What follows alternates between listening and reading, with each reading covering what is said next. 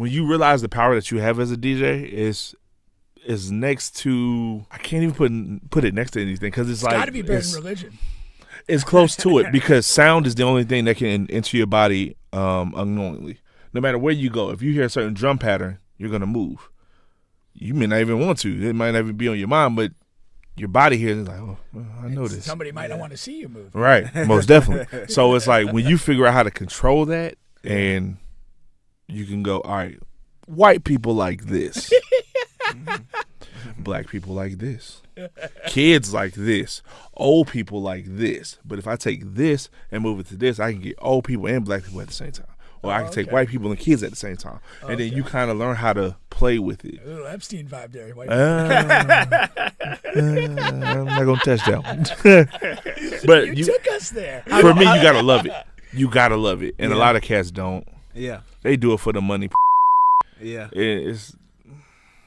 That's what I did it for. I literally had that to ask you about your like if you had any Caribbean roots, because you when you get to that mix, it's like you know what you're doing. Definitely. Like some people, like some DJs, if you hear their Caribbean mix, it's like it's the same five. It's the same five. Mm-hmm. It's the same five. And it's been the same five for like the last 15 years. So Definitely. it's like, and you know what's super super disturbing is I was in the Caribbean Students Association at FSU. Okay. And so like when people will occasionally play Caribbean stuff, they're playing the shit that I listened to at FSU in the 90s. Yeah. Yes. They're still playing Yes. those That's freaking what I'm songs. saying. I mean, they're good songs, but come on. People are still making reggae music. Yeah. It's still coming out brand new and fresh, but Yeah. that's why you feel that way because I'm from it. So that's what got me into it and going and just listening to it growing up. And see, like I said, seeing the effect it had on people. I like the fact that I can make you feel happy, sad, whatever. I can pretty much make you do what I want you to do just off of Powerful tool. music selection. It's very powerful. I did not know the power until maybe like 2 years ago. You think you could get somebody to assassinate somebody? I can get you to fight. I can get you to fight.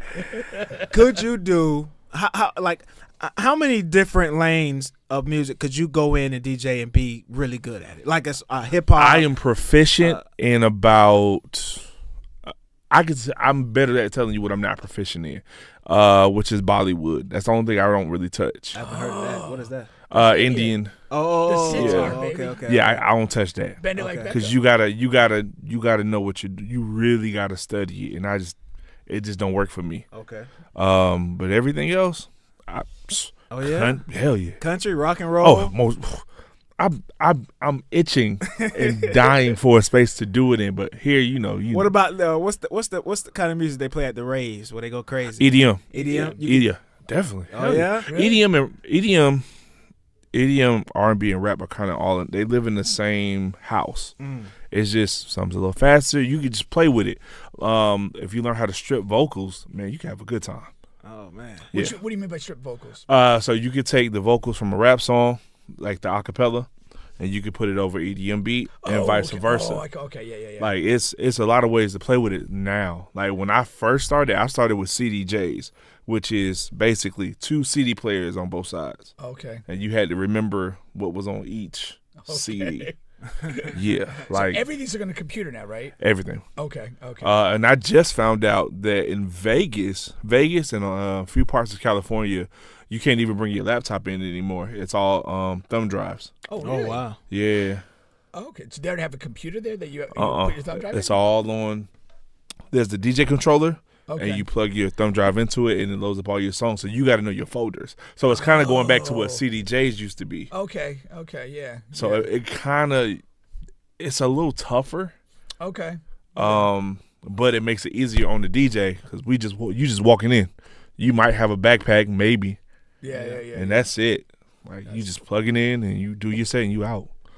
That you remember Mo used to work with? Yeah. Like, so he did some DJ stuff on the side. I remember he got like a DJ gig at this random bar in Longwood, and I went up and I was like hanging out with him, and I was like, it is a powerful thing, and it wasn't even a big crowd. It definitely is. But like just the way like when he gets the music going, and then like once you get the people, then you could switch it and take them to a different place. Like it was really awesome. It's something, like I said, when you realize the power that you have as a DJ is next to It's I can't even put it next to anything because it's like got to be better than religion. It's close to it because sound is the only thing that can enter your body unknowingly. No matter where you go, if you hear a certain drum pattern, you're gonna move. You may not even want to. It might not even be on your mind, but your body hears it like, oh, I know this. Somebody might not want to see you move. Right, most definitely. So it's like when you figure out how to control that, and you can go, all right, white people like this. Black people like this. Kids like this. Old people like this. But if I take this and move it to this, I can get old people and black people at the same time. Or I can take white people and kids at the same time. And then you kind of learn how to play with it. A little Epstein vibe there. I'm not going to touch that one. But you took us there. For me, you got to love it. You got to love it. And a lot of cats don't. Yeah. They do it for the money pussy. Yeah. That's what I did it for. So I DJ'd in college. I DJ'd in college, but I put DJ'd as a very loose term because what happened was when you started in mass communication, which is the media department in college, they put us in. You start off in radio, right? So it was the AM side and the FM side, and your whole goal is to get to the FM side because you could be heard throughout the whole city of Daytona. Right. AM is just you learning and stuff, even though you're on. Yeah. And so we get there and we learning stuff about radio and stuff like that, but then afterwards it's the actual DJ because we had a couple of DJs there and things like that. But when I'm getting started and going on DJing wise, you know, the main thing I want to think about is my DJ name. I want to think about this, I want to think about that. Then I'm thinking about, what'd you go with? DJ Raw at that time. Okay. It was because it was a play off my rap name because like you said, everybody in the hood. Yeah, we all play ball or sell dope. Yeah. That's the only thing. I did 3 out of 4. I did 3 out of 4. 3 out of 4. And so when you get in, especially in college, so I'm thinking of, okay, I'm going to play the songs that I want to play. And that you like. And I'm thinking, you know, whatever. Everybody's got to like what I like. And then also I'm going to sneak in a couple songs from my hometown, play some Carvis, you know, if it was the section of the time where I could play. Yeah, you know what I mean? Whatever. Everybody play my whole boy hear that rap. I'm going to sprinkle it in here and there. Mm-hmm. But I'm literally just going from song to song. Back in the day, I don't know if they still use this term, it press play DJ. Yeah. And that's what I was, right? Yeah. But I'm thinking I'm doing a damn good job because what we would do is we would finagle ways to get these pajama jam parties. We would fucking fake signatures and things like that. You had to go through all of that. And we would. What were you faking signatures for? Because you had to get permission. You had to get it approved. From the school. To do parties on campus. Proper. Oh, you're trying to do it on campus. On campus. Okay. But we're using the school, you know, the equipment and all that stuff. And we're making money. Don't tell me this isn't the dean's signature. It looks just like it. And we making money. You know, you charge $2, $5 or whatever. Okay. Mm-hmm. And then, you know, it's supposed to go to the department, but of course we keeping it. Of course. The older guys, they taught us the game, okay? But anyway, you go in, it's a shitload of people, it's a pajama party. I know, like, okay, I'm gonna play these whatever, 10 dancing songs, songs that make the girls dance. I'm gonna go to my whatever Young Jeezy bag, whatever, to get the crowd crunk. And whatever, and that's it, right? And I'm just going from song to song. I'm not doing any. You're not blending. Now, right? Not doing any of that. And I'm a fire ass DJ. I'm the best on cam. I'm doing this shit, right?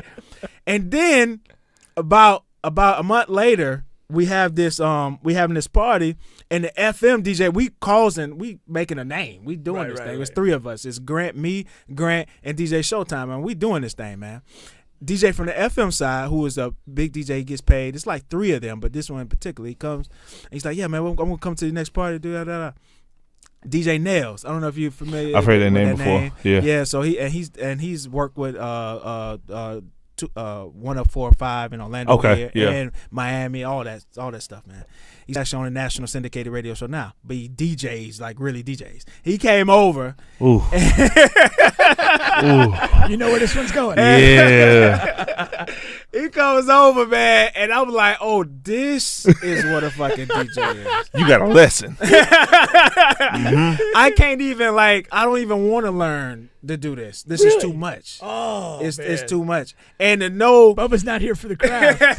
I was just here for the girls. Yeah. And the good time. I'm saying? The good time. Like it's real work. And if you really like, and if you're paying attention to the crowd, if you know where to go, you know what I mean? Yeah. And if you know how to fuck, I'm still doing my thing and listening to people tell me what songs they want to hear. Like, you got to learn how to know how to block that out or do. It's, man. Because people don't, for some reason. What is your move to block that out? What do you do? Oh, my ignore game is amazing. Okay. Yeah, or I always usually keep somebody with me so they can There's like a buffer. yeah, tell them. Okay. And if they know it's something I'll play or it makes sense, then yeah, we good. If not, they wouldn't even tell me. I was gonna say, do you just act so locked in that nobody wants to talk to you? Sometimes. Okay, I like it. It depends, man, because depends, for some reason people feel like DJing is something where you can't just press a button.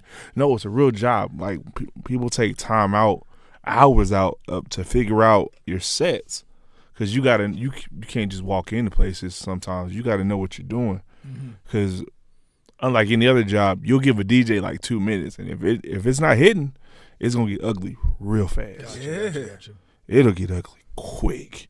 I've had my share. Like you get to, you're around it long enough. You had your days where it's like, whew, that was rough. It's almost like a stand-up comedian.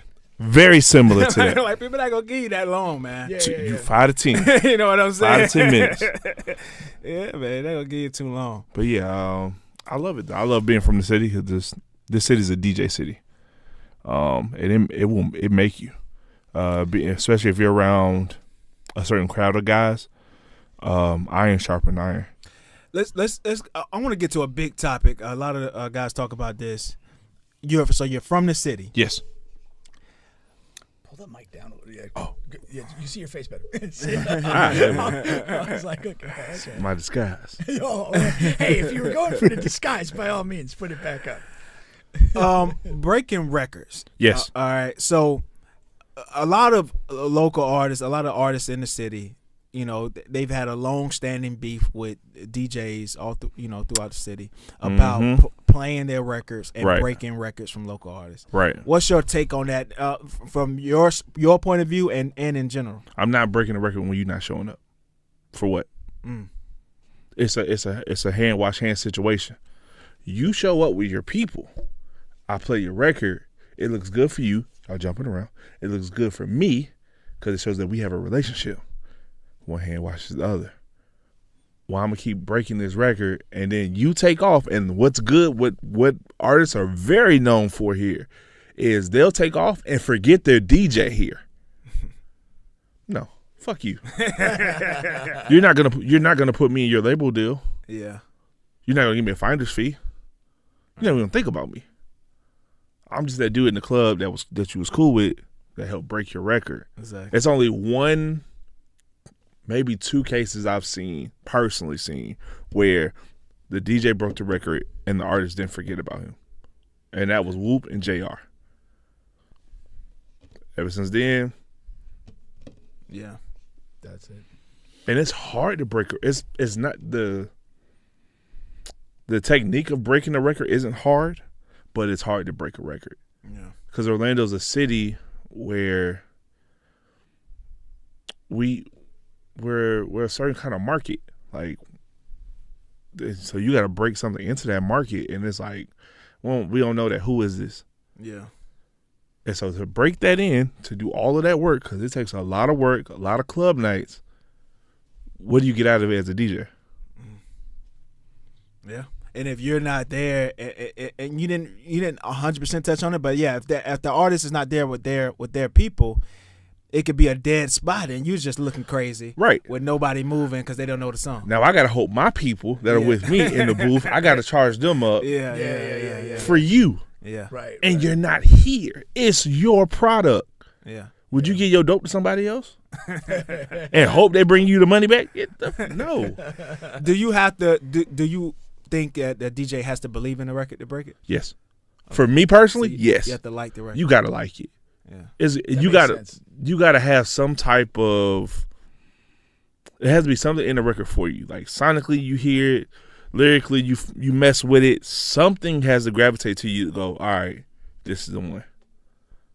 Like I can tell you the record I wish I broke. I wish I broke Duck Duck Goose. The Gabby. Gabbana. Yeah, Gabbana. Yeah. I love that record. Yeah. I love that one because there's never been a female to break out of here. Yeah. Never been a female to break out of Orlando. Hasn't. And I love her. I want her on this podcast. I like her. I like her the most because we played a short clip of her acting on that the Diego series. Yeah. Remember that? Yeah. And she can fucking she can act. She's man. multi-talented. She won. I like her. I swear. I wrote this in my book for goals. I want to write a single for her. I think she's the team of writers away. Yeah. She's a team of writers away.